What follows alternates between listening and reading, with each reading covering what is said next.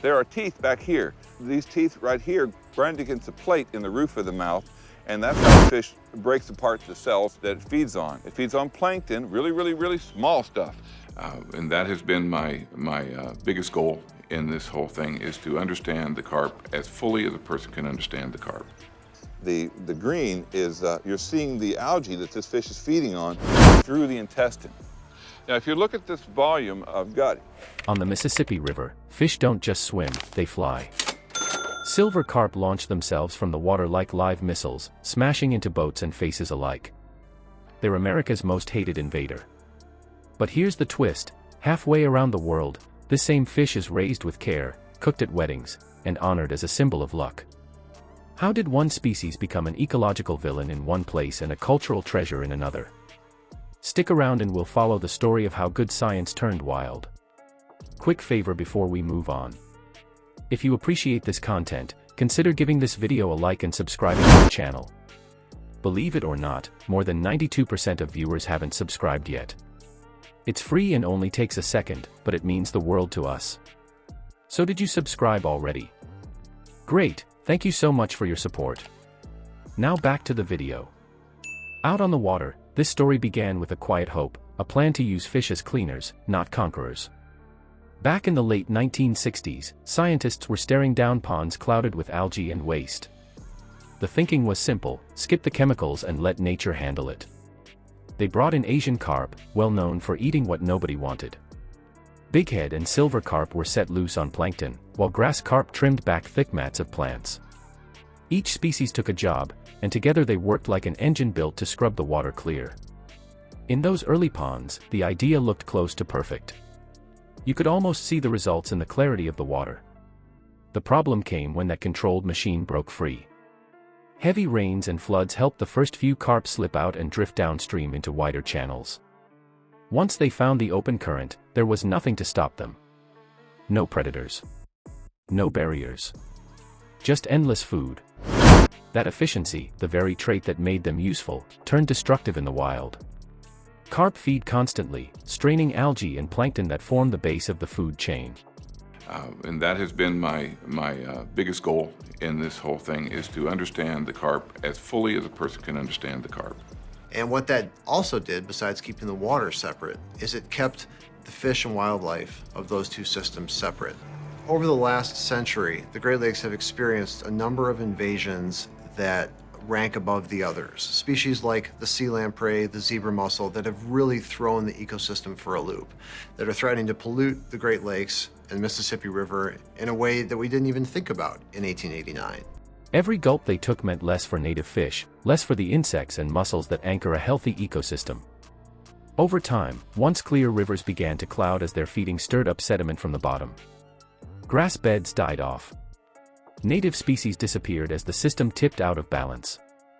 You've probably seen the footage: silver carp vaulting straight from the river, slapping against boat hulls. It's more than a spectacle, it's the sign of a biological system gone out of tune.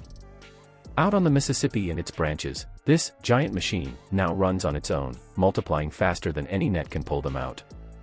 The fix meant to clean our waters has instead rewritten the rules of the rivers, and now the fight is about stopping what we set in motion. The Asian carp rank in that category. They've always been an amazing organism to me. We'll have to get some more water in this. Right. Now that we've got this problem, it's been an asset to be able to. So this is the problem we're up against. The fecundity of these Asian carps is extremely high. A fish this size would probably produce at least 250,000 eggs a year.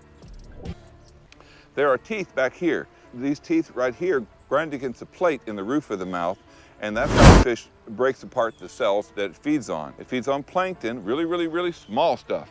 Once the rivers filled with jumping fish, the response turned into something closer to a war than a cleanup.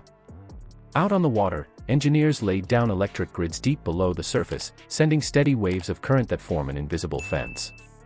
Those charged lines, paired with thick curtains of bubbles and low-frequency sound, try to halt the carp's steady push toward the Great Lakes. With so much fresh water at stake, every zap and hum under the surface feels like part of a bigger defense line. Still, the carp keep pressing forward.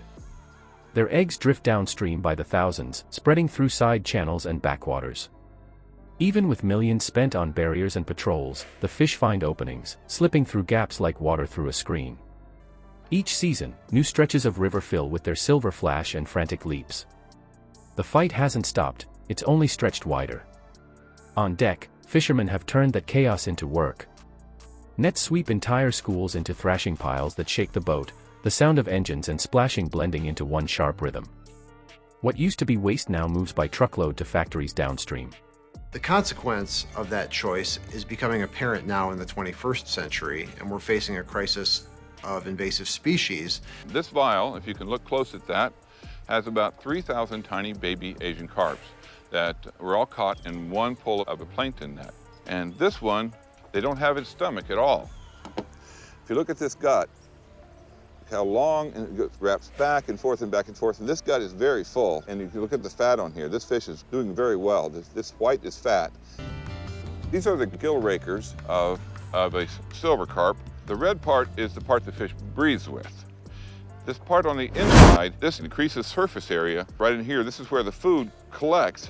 Then, once the food gets into the throat of the fish, there, automated lines wash, cut, and freeze fillets ready for export.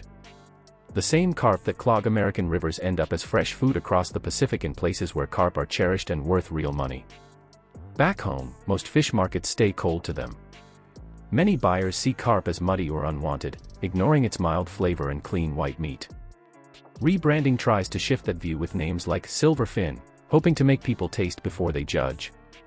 Conservationists, though, worry that promoting carp as food could secure their place even more firmly.